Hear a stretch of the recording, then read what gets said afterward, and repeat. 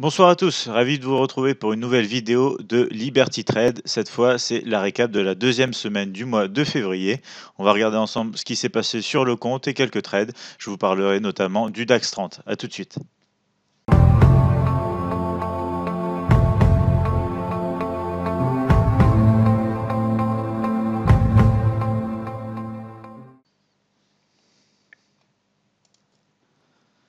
Alors, cette semaine sur le compte, on a généré des profits, tant mieux parce que la semaine dernière, on avait eu donc des pertes à cause d'une journée où j'avais outrepassé les règles donc de mon système de trading. Ici, on voit donc sur le compte, on voit en total tout simplement un profit à 1,39%. Alors, je voudrais juste souligner un truc sympathique quand on a des données à analyser, notamment comme un graphique ici sur le compte. Alors ici, on n'a pas beaucoup de données, mais quand vous commencez à avoir vraiment beaucoup de data, ce qui est intéressant, c'est que vous pouvez analyser le comportement donc, de votre trading sur un graphique comme celui que vous voyez ici, où on peut notamment donc analyser ici avec la cassure, par exemple, de cette ligne de tendance, un petit peu comme sur du chartisme, sur une analyse de graphique, on va pouvoir regarder un peu le comportement qu'il y a donc sur notre trading. Ici, vous voyez par exemple un sommet qui attend d'être cassé. Bien évidemment, quand on générera de nouvelles positions, on va espérer faire un niveau plus haut que celui-ci, ce qui va nous permettre de générer des profits. Tout ça pour vous dire qu'on peut analyser de manière plutôt intéressante le comportement de son portefeuille et du coup de son trading sur un graphique, comme si on analysait n'importe quel actif. Donc je voulais juste mentionner ça. C'est vrai que c'est quelque chose qui est plutôt sympathique à faire. Et du coup, maintenant, on va regarder sur le compte en détail. On va voir qu'on a eu une journée donc positive aujourd'hui, ce qui nous fait une semaine aussi dans le vert. Alors, on a réalisé 1,39% de profit sur les trades aujourd'hui, ce qui fait 4,9% sur la semaine, donc une semaine positive et sympathique. On va aller voir sur les graphiques un petit peu. Donc ici, on retrouve bien sûr les positions dans l'historique, les positions clôturées. On va aller voir sur les graphiques. Je vais vous montrer une mauvaise position et une position donc bonne cette semaine. Alors sur les graphiques, on retrouve la mauvaise position qui était sur le GBP/USD en M30 avec donc toujours notre indicateur du price action qui nous indiquait qu'on était passé dans une tendance haussière. Alors ici, on est rentré à l'achat sur les 1,2519 que vous pourrez retrouver ici. Malheureusement, notre stop loss a été touché très rapidement sur les 1,2489 et on n'a pas pu bénéficier donc de cette petite hausse qui nous aurait permis de prendre des bénéfices ici sur le haut. Donc mauvaise position, ici il n'y a pas de souci, on a suivi notre plan de trading, on a suivi notre stratégie, nos règles, donc une mauvaise position qui rentre dans les statistiques, c'est tout à fait normal. Ensuite, on a le 4GPY qui est l'un des plus beaux trades que j'ai eu cette semaine.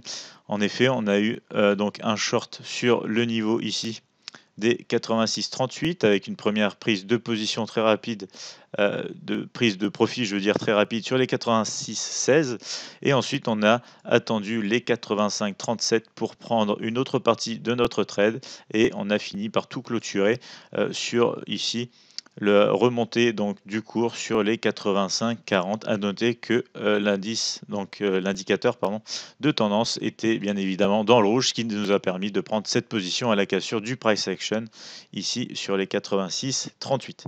Donc voici un exemple de mauvaise et de bonne position. Ici, cette bonne position a généré quand même un ratio de 5,4. Donc même si on a eu plusieurs mauvaises positions, ce genre de type de position avec des gros ratios va nous permettre d'être profitable et d'être donc en territoire vert avec des profits.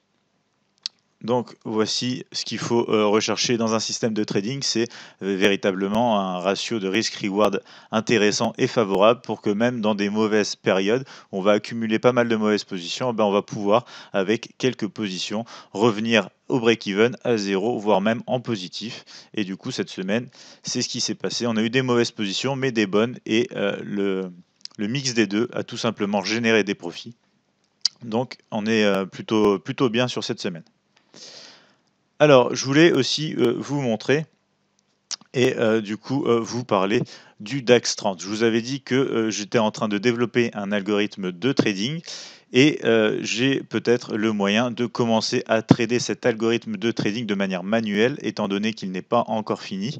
Donc j'ai décidé de prendre une semaine off. La semaine prochaine, je ne vais pas trader mon plan de trading sur le M30, mais je vais me concentrer donc sur cet algorithme entre guillemets manuel que je voudrais trader donc sur le DAX 30 en M1.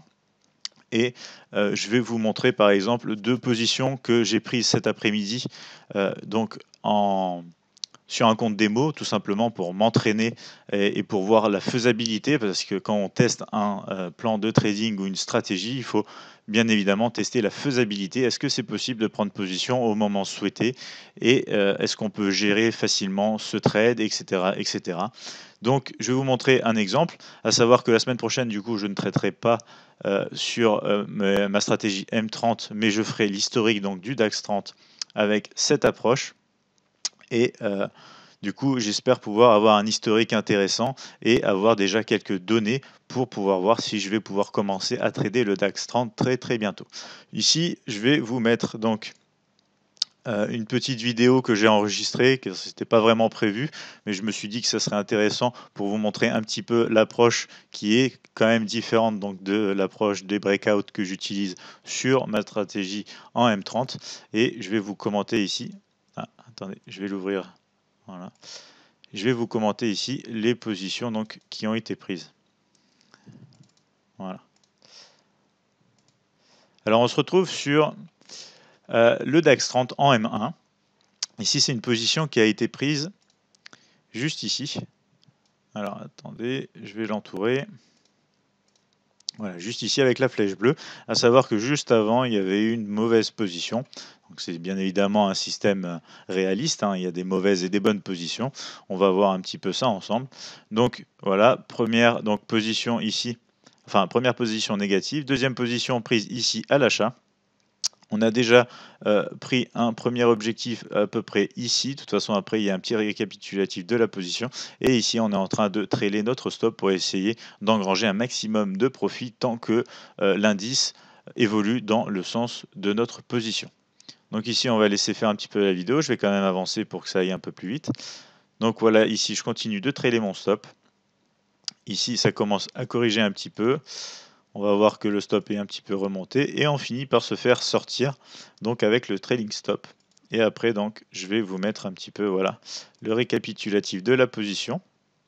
Donc ici on voit le niveau du stop loss, le niveau d'entrée, le niveau du premier objectif atteint et je vous mets ici en haut le deuxième objectif avec le trailing stop. Donc ici on risquait 10 points sur le DAX pour générer 17 points à peu près sur le premier objectif et 33 points sur le deuxième. Donc vraiment une très belle position, belle volatilité, un actif qui est assez directionnel, c'est aussi pour ça que je m'intéresse énormément au DAX 30. Donc ici, c'est l'exemple d'une position que j'ai prise cet après-midi.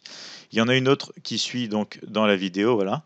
Donc, je vais vous la mettre voilà, juste ici pour vous montrer aussi donc le petit robot que j'ai fait qui va bien m'aider à prendre mes positions et à notamment calculer mon risque en fonction de la taille de mon stop loss. Ça va se faire de manière automatique, ce qui est vraiment intéressant à utiliser quand on trade sur des petits temps comme ça. On n'a pas forcément le temps d'aller calculer notre risque et pour savoir combien de lots on va acheter par exemple ou vendre.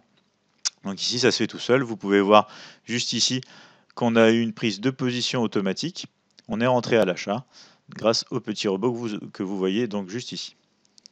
Alors ensuite, le trade va évoluer. Ici, voilà, je vais juste annuler un des deux take profit. Comme ça, je vais pouvoir prendre une partie de mes objectifs, une partie de mes profits plutôt ici. Et ensuite, trader aussi mon stop comme vous l'avez vu dans la vidéo précédente.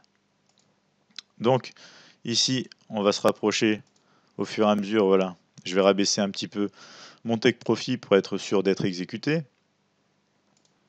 Voilà, donc ici, voilà, on vient de toucher le premier objectif, donc c'est maintenant un trade qui est totalement gratuit, on va ne plus rien risquer, on va remonter notre stop loss et on va essayer de trailer le stop comme vous l'avez vu, donc dans la position précédente pour essayer d'engranger donc un maximum de profit tant que le marché va dans notre sens. Donc ici, on remonte un petit peu le stop loss, on voit que ça commence à corriger, je le remonte encore un petit peu, ça évolue. Ici, j'avance un petit peu pour pas que ça prenne trop de temps. Donc voilà, ici j'ai commencé à remonter mon stop loss de manière un peu plus significative et je crois que c'est à cet endroit-là, voilà, qu'on va se faire sortir avec le stop loss. Voilà, c'est juste ici. Voilà. Donc là, la position est fermée. On a eu un premier objectif, un deuxième objectif relativement petit. Donc pas le même type de ratio, bien évidemment, que la première position que vous pouvez retrouver ici sur la gauche de l'écran, mais quand même une position profitable. Donc je voulais vous montrer ces petits exemples. C'est l'entraînement que je suis en train de faire sur compte démo, sur le DAX 30 avec cette approche de l'algo que je souhaite développer et que j'ai pas encore fini. Donc je commence à lancer de manière manuelle. Je vais voir si bien évidemment c'est faisable. Donc la semaine prochaine, entraînement en compte live et réalisation donc d'un historique pour avoir des statistiques. Et avec un petit peu de chance, la semaine d'après, on pourrait peut-être commencer à trader le DAX 30. Donc voici pour l'exemple donc de ces positions. Pour aujourd'hui, donc c'était cet après-midi qu'on a pris ces positions. Donc autre chose, je voulais vous signaler notamment donc que cet algorithme est un algorithme qui cherche à trader la tendance donc sur le marché donc de l'indice allemand.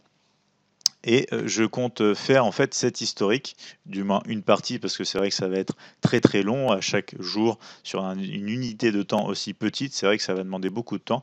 Donc je vais chercher à faire tout simplement mon historique dans une période de range comme on a connu ici en fin d'année de l'année dernière, en 2016. Bonne période de range, donc pas forcément très bien pour toutes les approches qui sont tendancielles. Et du coup, c'est pour ça que j'ai choisi ce moment pour faire mon historique, du moins une partie, pour essayer de mettre à mal en fait mon approche, mon algorithme, pour essayer de voir à quel point, enfin du moins quel type de résultat il peut sortir dans des conditions de marché qui ne sont pas favorables, du moins d'une approche, enfin quand on y pense de manière logique. Dans un range, les systèmes de trading en tendance ne sont pas mis en valeur et sont souvent même mis à mal.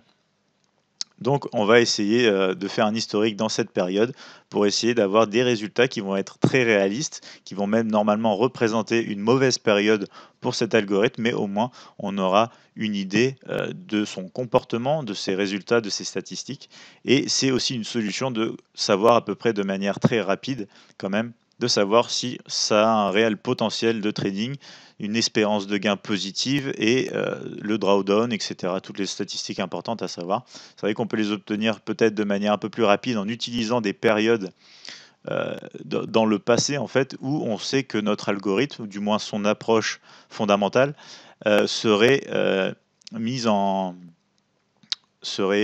mal en fait, tout simplement en position de défense, pas dans un territoire favorable à son comportement tout simplement.